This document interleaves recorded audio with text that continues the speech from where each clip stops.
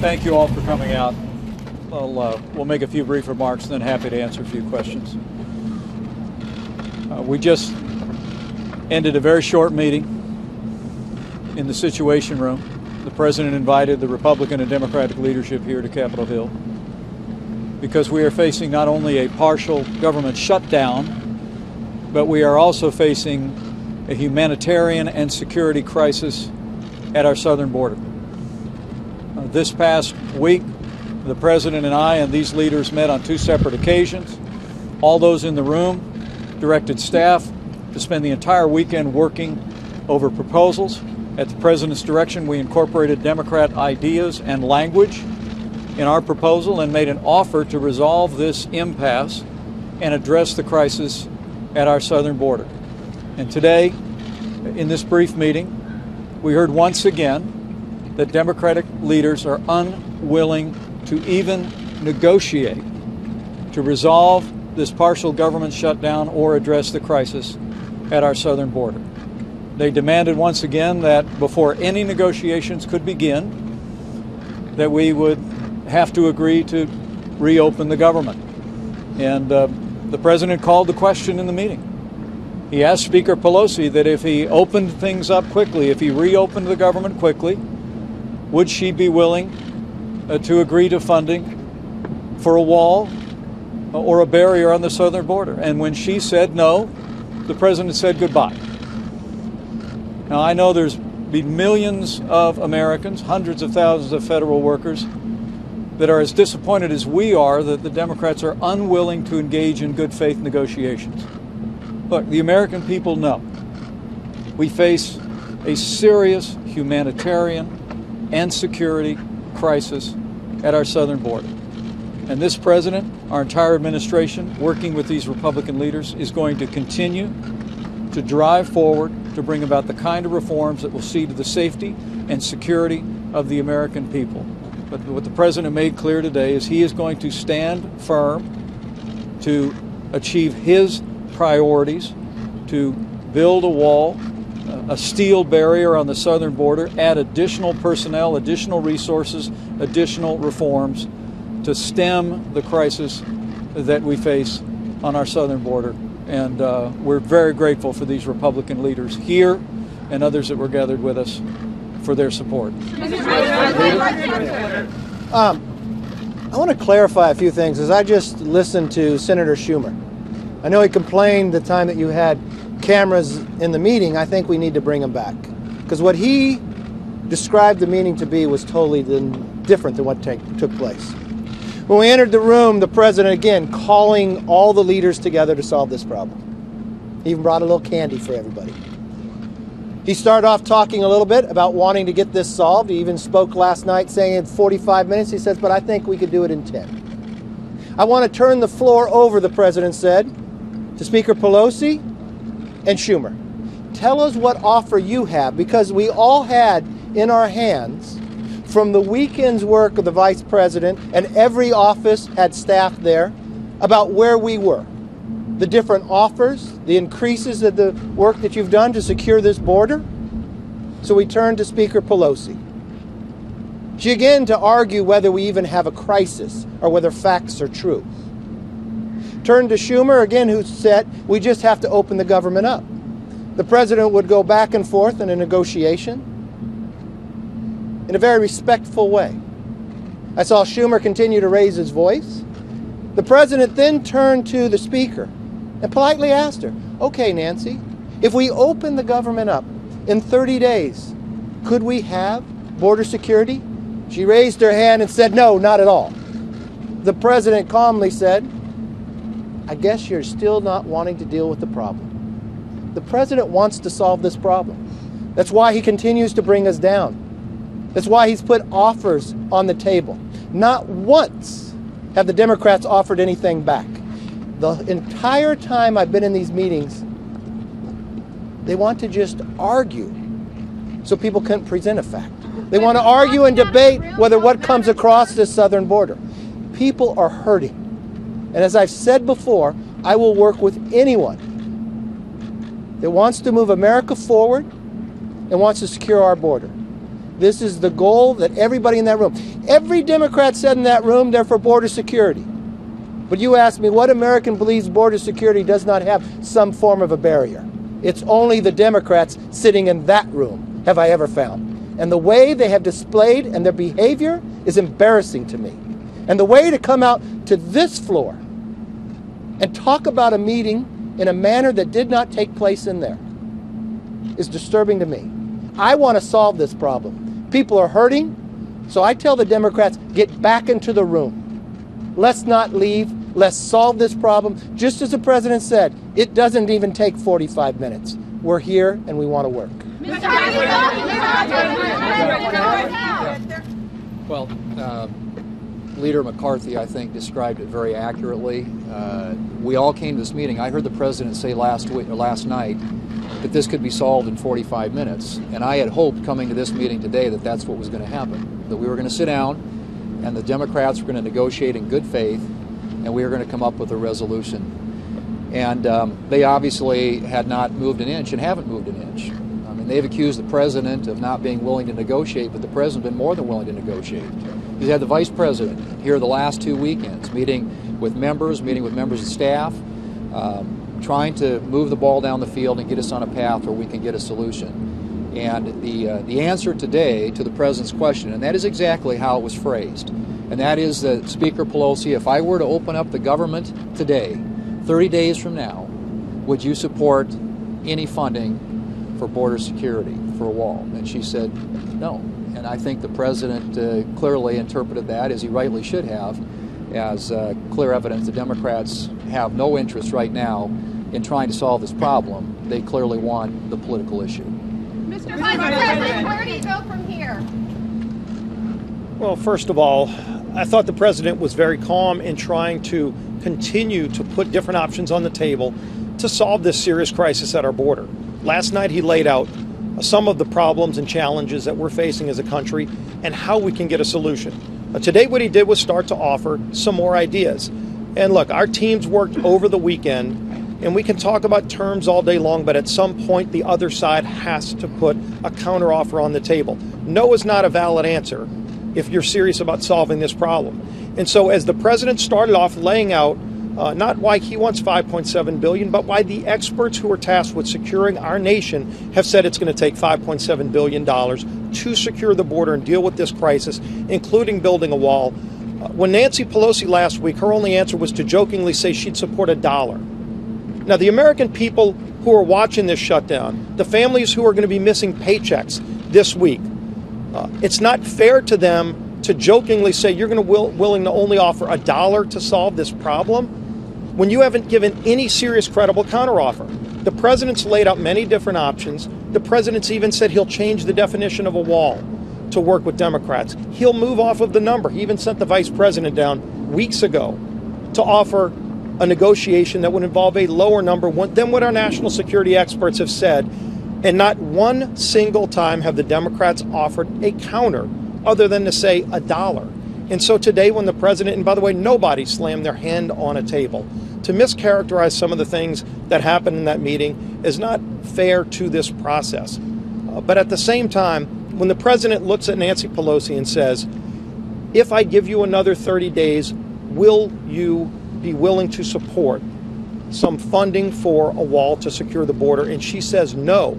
Not, well, maybe a little bit more than $1, not some serious counteroffer, but just flat out no. That's not an acceptable answer to a serious crisis at our border where we're seeing people dying, where we're seeing the drugs that are pouring in, and the families all across this nation that are being touched in a very negative way by the drugs and the opioids. When you're going to see paychecks being missed, and there's a quick way to solve this problem, and not once have the Democrats offered a single counteroffer. And the president's offered multiple times to negotiate in good faith, and the Democrats haven't given one counteroffer. That's not an acceptable answer. They need to come back to the table with some kind of serious, credible alternative. Mr. President. National emergency. Sure. Just quickly to add, I think on behalf of the Department of Homeland Security, I'm just thoroughly disappointed this is a crisis. It is a humanitarian crisis. It is a security crisis. And the reality is that walls work. Everywhere we have put up a wall, illegal immigration has been reduced 90 to 95%. Do you want to stop the smuggling between ports of entry? You need a wall. Do you want to stop the human misery that's pulled between the walls? You need a wall. We have addressed the ports of entry. The vice president worked all weekend personally with congressional staff. We came up with an offer that would secure the ports of entry by checking every single vehicle for drugs. But the criminals also come between ports of entry. It's not an or, it's an and. We need security at the ports of entry, and we need security between the ports of entry. So I will let you take questions, sir, but this is a crisis. It's up to the United States Congress to do their job, to take the leadership that the vice president and president are taking, and fix this on behalf of all Americans. Mr. President, Are we headed to a Please, I can't hear Vice you. President, you said at the beginning that the president is standing firm on his demands for a border wall. How is that compromised in this context? And what are you going to say to, 800,000 federal workers Right. not getting their first paychecks this Friday, TSA workers, Secret Service agents, people whose job it is to protect people? What do you say to them this week as we're going into 20 days of shutdown? Well, I'd say to every American that this president and this administration takes very seriously our solemn obligation to do what's necessary to protect the American people and uphold our laws. The offer that we put at the president's direction on the table, the offer that was in front of Democrat leaders again today in the Situation Room, represents a combination of approaches.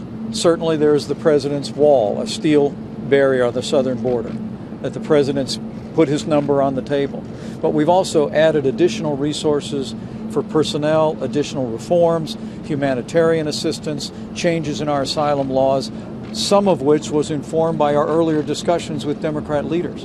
We've been working in good faith over the last 3 weeks to resolve not just this partial government shutdown, but to address what is an undeniable crisis at our southern border. Even the Washington Post called it a bona fide emergency. We have 60,000 people a month being apprehended at our borders, and 2/3 of them are now families and unaccompanied minors. That's not a situation that our Border Patrol system was ever designed to deal with. And so we need reforms, we need changes, we need a wall, a physical barrier. But what I think would have to be distressing to 800,000 federal workers and to tens of millions of Americans is the answer in all of this from the Democrats is we will not negotiate. Mr. Vice President, I'm sorry. how does it help that the president walked out of the room? How is that getting closer to the I think the president made his position very clear today that there will be no deal without a wall. There will be no deal without the priorities the president has put on the table. But if you could look at the proposal that the president directed us to offer this weekend after spending 2 days with senior staff, 2 meetings with leadership, it reflects Democrat priorities as well. But frankly, as we continue to hear about the idea that Congress, and I know there'll be votes tomorrow, that the House will take up bills to open portions of the government, and the president literally called the question. He said, if I opened up the government quickly, would you agree to border security and a wall? The Speaker of the House said no. And at that point, I think the president thought there was no longer any reason to be talking at this meeting. But as we said afterwards, and we had conversations with the leaders before they left, is we hope they will come back to the table. I'd say to every American looking on who shares our frustration, call your congressman, call your senator. If you think the Democrats should be negotiating in good faith to resolve this partial government shutdown and to address the humanitarian and security crisis at our southern border, then you ought to call your congressman, call your senator, tell them come back to the table, and I will tell you the door here at the White House is wide open.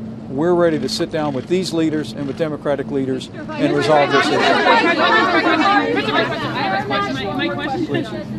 My question to you is that Democrats said that the president was slamming his hands on the table and that he walked out. Can you talk a little bit about, can you just categorize what the president did in the meeting? And also, are we any closer than you think to having a national emergency declared if the meetings are going like this and they're so contentious? Well, the president walked into the room and passed out candy. It was true. He never raised his voice. I don't recall him ever raising his voice or slamming his hand. But this is a president who feels very strongly about his commitment to see to the security of the American people. He brought the whole issue of illegal immigration to the center of the national debate when he sought this office.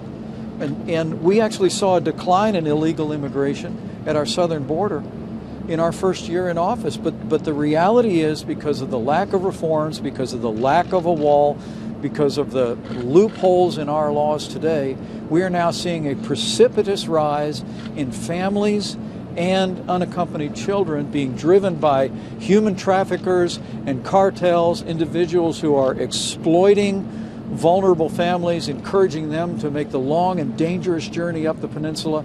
And you could hear the president say this is a crisis of heart and soul. He feels this passionately. And he left the room today because Speaker Nancy Pelosi said that even if he gave her what she wanted, she would never agree to the border security priorities that we have on the table, and that was unacceptable. Please, right here. Mr. Vice President, is the president now closer to declaring a national emergency? Will he do it? I know the president's made it clear that he's looking at that. He believes that he has the authority to do it. But I think the president's belief, and I know it's the belief of these Republican leaders as well, is that Congress should just do their job. Look, politics is the art of the possible. I served in the Congress for 12 years. I remember times when there were strong feelings on emotions, but eventually leaders came together, sat down with presidents, oftentimes in opposite political parties. They heard each other's priorities, they negotiated agreement, and they moved forward. That's what the American people expect us to do today. But when the Speaker of the House comes to the table with the leader of the Democrats in the Senate, after we've made days of good faith negotiations with an offer on the table, and their only answer is they will not negotiate until we reopen the government. And when the president says, well, if I gave you exactly what you're asking for, would you agree to border security and a wall? And they say no. I think the American people deserve better. I think these leaders know the American people deserve better. And I can promise the American people, this president, Republicans in the House and the Senate are going to continue to stand firm until we get the resources and the reforms necessary to end the humanitarian crisis on our southern border, to end the security crisis on our southern border. Then and only then will we end this partial government shutdown.